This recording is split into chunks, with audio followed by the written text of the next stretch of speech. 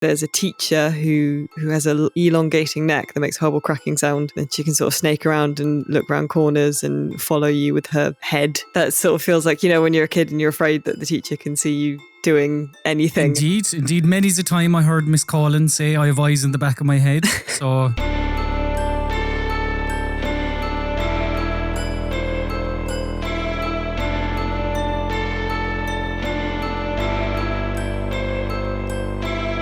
and welcome to Rock, Paper, Shotgun and My Favourite Thing In. This is where I, Colm Ahern, chat to one of the lovely RPS staffers about a spang new video game they've been playing and get them to tell me about their favourite thing in it. In some cases they'll have to think long and hard about their choice because the game they've been playing mightn't have been that great, while other better games will give them multiple things to pick. Deputy Editor Alice Bell has been spending some time playing the follow-up to one of her absolute favourite games from 2017, Little Nightmares 2. So I've asked her to chat to me about the one aspect of the game she enjoys more than anything else.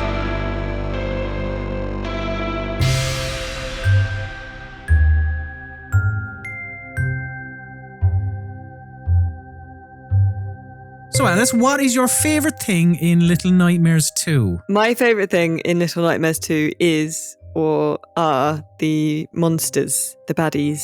Okay, why in particular the monsters? Well, Little Nightmares as a series is sort of about what you're scared of when you're little. Almost, it is the nightmares of children, right? Mm-hmm. And you play children who can walk under a dining room table, basically, in this world. So the world is very big and they are very small, and it's sort of how you feel when you are a child. And the monsters in it are sort of twisted representations of adults and the sort of adults you might find scary when you are a child, and sort of how they loom in your imagination. So I know the first one did similar. So what kind of childlike environments are featured here, or environments, children would frequent and subsequently have nightmares about? Well, it's interesting because I feel it has sort of progressed a little bit from the first game. It's longer. It's maybe about twice as long, maybe sort of 5 hours-ish, depending on how much you die and how much you explore. And in the first game, it was maybe a bit sort of Monster of the Week-ish. It was kind of 1v1 arena where it would be, chefs who cut up, meat and turn into sausages, or, a tailor who's sewing things, that kind of thing. And this time it feels like they're more representative of institutions, maybe.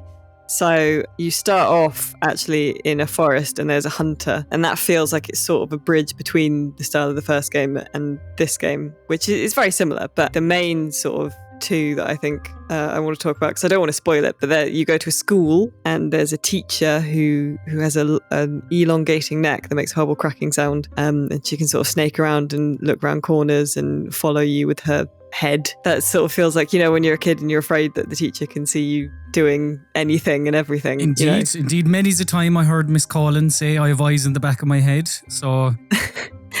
and then there's also you go to a hospital, or sort of a horrible version of a hospital, where there's a doctor who crawls around on the ceiling and is making sort of weird, not zombies exactly, but weird sort of moving mannequins out of sort of stuffed bodies and bits of shop mannequins kind of all stuck together, and they're very creepy, and he's very creepy. And so when you're a kid, you're afraid of doctors because they might do horrible things to you and give you injections and things, and you're a bit afraid of teachers maybe as well, and going to school and going to big school where you're little and stuff. And I think it's done really, really well. So it preys on the fear you had as a child. Which is what the series has always done. It's done it really well, and it makes normal things a bit uncanny, which is why everything's a bit, big and a bit sort of wrong, and the environments are a bit wrong as well. So the school is actually got children in it, but they're sort of like dolls as well, and they've got big china heads, and they have set booby traps all over the school that make sort of heavy buckets swing down and splot you, or like lockers fall over and things like that, and they can kind of grab you as well. Or in the hospital, these mannequins chase you, but you get a torch, so you can stop them from chasing you as long as you're shining the light on them. But obviously you can't shine the light on all of them at once, so it's very creepy. And you never know which mannequins are ones that are going to move and start chasing you. So, because I know there's combat in this one where there wasn't in the first. So like the teacher you talk about, the doctor, is there a crescendo in all these bits that involves some sort of big shootout, or like, is there combat when it comes to these baddies? Sort of yes and no. There are some instances where Mono, which is the character you play in this, who's a little boy with a paper bag on his head, and he's friends with Six, who was in the first game. So she's with you as well. But Mono will sometimes get a weapon like a hammer or an axe or a bit of pipe that he can sort of swing. But it doesn't make you feel less kind of vulnerable because you're so little that swinging, like hefting this thing is quite slow, and it takes a lot of effort from Mono. And so sometimes when you're given one, you kind of would prefer to run away because that seems less dangerous. So it's good because it makes you feel triumphant, but still, vulnerable and in danger at the same time.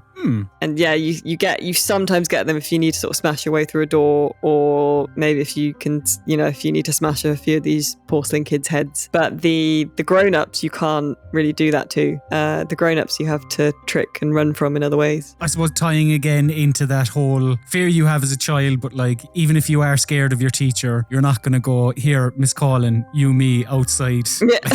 Let's settle this. We're going to run away from Miss Colin. And, hide in the changing rooms.